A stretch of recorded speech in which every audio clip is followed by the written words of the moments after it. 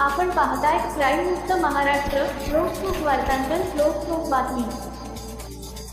Police आयुक्त अमितेश कुमार यांनी पुणे शहरामध्ये दुचाकी वाहनांच्या चोरीला आळा बसावा याकरिता विशेष मोहीम राबवून कारवाई करण्याबाबत आदेश दिले होते.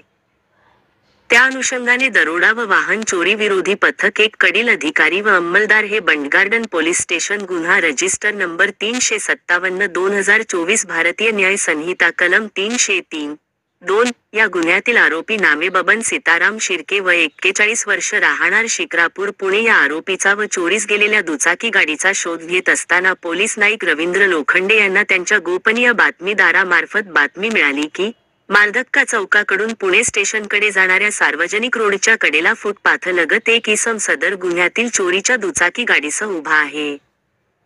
अशी खात्रीशीर बातमी मिळाल्याने सदर ठिकाणी सापळा रचून सदर आरोपी बबन शिर्के याच्या ताब्यात मिळून आलेल्या दुचाकी गाडीच्या इंजिन नंबर व चासीस नंबरवरून वाहन ॲपद्वारे व आरटीओ नंबरवरून माहिती काढली व गुन्हे अभिलेखावरील अभिलेख पाहता सदर दुचाकी गाडीबाबत बंडगार्डन पोलीस स्टेशन गुन्हा रजिस्टर नंबर 357/2024 भारतीय न्याय संहिता कलम 303(2) अन्वये गुन्हा नोंद असल्याबाबत माहिती समजली. सदर आरोपीकडे अधिक चौकशी करता त्याने आणखीन एक दुचाकी गाडी चोरी केल्याचे सांगितले. सदर आरोपी कडून बंडगार्डन पोलीस स्टेशनचे एकूण 2 वाहन चोरीचे गुन्हे उघडकीस आणले आहेत. आरोपी बबन शिर्के कडून पुणे शहरातील एकूण 2 वाहन चोरीचे गुन्हे उघडकीस आणून त्याच्याकडून 50,000 रुपये किमतीचा मुद्देमाल हस्तगत करण्यात आला आहे.